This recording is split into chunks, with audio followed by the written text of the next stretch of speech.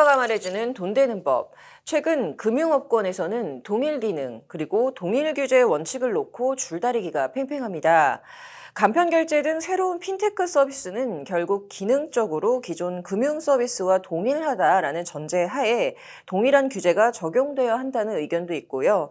디지털 금융 시대의 금융 혁신을 위해서는 동일 기능 또 동일 규제 원칙만이 정답은 아니라는 핀테크 내지 빅테크 기업들의 의견이 대립되기 때문인데요. 자, 이번 주 돈 되는 법 본격적으로 시작해 보도록 하겠습니다. 변호사님 어서 오십시오. 세무사님 어서 오세요. 네, 첫 번째 질문부터 좀 드릴게요. 자, 요즘 금융소비자보호법과 관련해서 이 동일 기능, 동일 규제 원칙이 이제 이야기가 다시 좀 활발하게 나오는데요. 이거 어떤 맥락인가요? 네, 금융소비자보호법 시행 이후 동일 기능, 동일 규제 원칙에 대한 논란이 끊이지 않는 것 같습니다.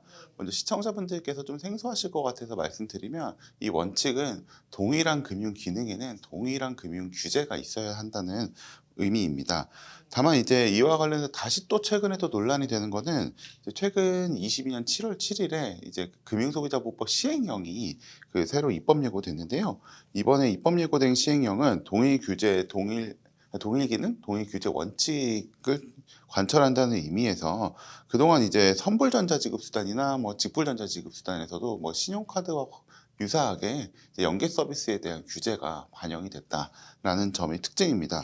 자, 동일 기능, 동일 규제 의미가 좀 생소했는데 조금 더 자세히 좀 말씀해 주실 수 있을까요?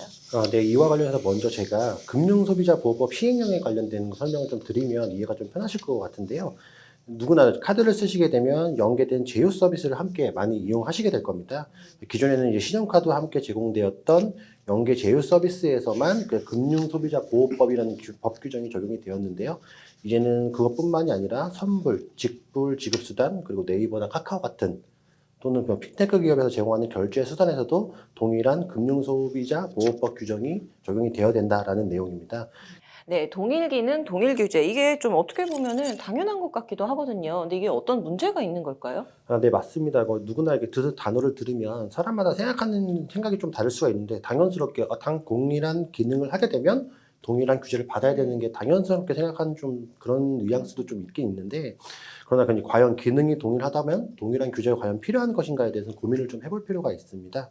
예를 들면은 신용카드로 인한 결제와 선불 및 그 직불 수단에 의한 결제는 지급 결제의 기능이 동일하다고 하여도 그 서비스가 구성 방식상에선 차이가 있는 것은 맞고요. 그렇다면 그 서비스를 구성하는 데 필요한 절차와 전산 업무 구조도 차이가 있을 수밖에 없습니다. 그럼에도 불구하고 저희가 표현하는 이제 동일한 기능, 즉 신용카드와 동일한 기능을 한다라고 해서 동일한 규제를 적용한다고 하는 게 과연 이렇게 업무 방식에 너무나 획일화를 가져갈 수밖에 없는 거 아니냐라는 문제가 좀 있고요. 결국에는 업무가 획일화가 된다고 한다면 동일한 방식으로 복제된 것과 동일한 대동소이한 금융 서비스밖에 내올 수밖에 없지 않겠느냐. 그렇다고 한다면 금융산업이 새로운 혁신을 가져갈 수가 없겠다라는 좀 문제점에서 많이 좀 주제가 되고 있다라고 말씀드렸습니다. 자, 그런데 이게 산업 발전이 이루어지면 좋기는 한데 그렇다고 해서 뭐 이용자 피해나 뭐 대량의 금융사고 이런 것도 이제 방지가 좀 필요하기 때문에 이런 측면에서는 동일 기능, 동일 규제도 좀 나름의 필요성이 있지 않을까라는 생각도 들어요. 네, 맞습니다. 근데 제가 이제 리스크에 따라서 이제 규제한다는 말씀은 되게 정확하고 사실은 요새 트렌드이기도 합니다. 근데 혹시나 하는 마음에 근데 약간 뭐 첨언 조금만 하면 이제 리스크라고 해서 이제 무조건적으로 또 이제 동일한 리스크라고 해서 또 동일하게 또 이렇게 규제가 이루어질 수 있을까 봐 걱정돼서 약간 첨언을 드리면 근데 뭐 리스크도 사실은 뭐 기술적 리스크 뭐 이해상충 뭐 리스크 등 뭐 다양한 게 있을 수가 있는데 이제 기술 발전에 따라서 이제 특정한 기술을 사용하도록 이제 강요하는 시대는 이제 끝났습니다. 그래서 이제 이것을 금융당국도 받아들여서 기술 중립성이라고 해가지고 이제 동일한 기능을 하는 거면 뭐 어떤 기술을 써도 어떤 보안 기술 써도 상관없다라고 해서 이제 하고 있는데, 근데 핀테크 혁신이 본격화되면서 이제 금융 기능을 보다 더 편리하고 좀 더 광범위하게 이제 수행할 수 있는 방법이 이제 나타나고 있습니다. 그래서 이제 금융당국도 과거처럼 일정한 사업 모델을 전제로 거기에 따라서 법령을 만들고 이에 따라서 이제 상세한 규정이나 업무 방법을 이제 마련해서 그것을 요구하는 뭐 이런 방식보다는 이제 시대적 변화에 발맞춰 가지고 좀 다양한 방식으로 업무가 가능하도록 그것을 이제 어떻게 보면 원칙 규제로 이제 좀 전환할 필요가 있다라고 생각을 합니다. 네. 자, 오늘은 좀 다소 정책적인 주제로 저희가 좀 얘기를 하게 됐는데, 자, 혹시나 좀 우리 시청자분들의 어떤 경제 생활에 좀 바로 도움이 될 만한 내용이 있다면 한마디씩 좀 해주시죠.